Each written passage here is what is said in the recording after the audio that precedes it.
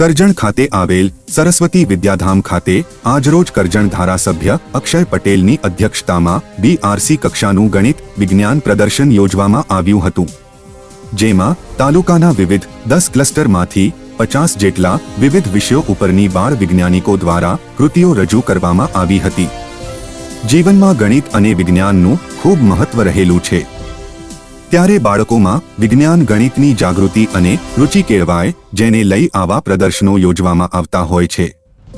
પ્રદર્શનમાં વિજેતા સ્કૂલના બાળ વૈજ્ઞાનિકોને પ્રોત્સાહિત ઇનામ BRC તરફથી આપવામાં આવશે, તેમજ વિજેતા કૃતિઓને આગામી દિવસોમાં જિલ્લા લેવલના પ્રદર્શનમાં મૂકવામાં આવશે। GCRT ગાંધીનગર પ્રેરિત જિલ્લા શિક્ષણ અને તાલીમ ભવન આયોજિત BRC ભવન કરજણ આયોજિત ગણિત વિજ્ઞાન પ્રદર્શનમાં આજનું આ જે પ્રદર્શન છે એમાં 10 ક્લસ્ટરે ભાગ લીધો છે। 10 ક્લસ્ટર દ્વારા 50 કૃતિઓ રજૂ કરવામાં આવી છે અને 50 કૃતિઓની સામે 100 બાળકોએ ભાગ લીધો છે।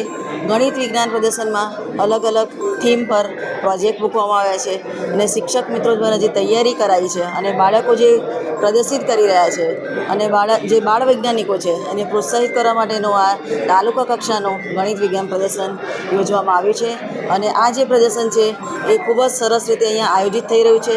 શ્રી સરસ્વતી વિદ્યા મંદિર જે કરજણ ખાતે આવેલું છે ત્યાં એનું આયોજન કરવામાં આવ્યું છે અને અહીંનું જે આયોજન છે એ ખરેખર ખૂબ સરસ છે।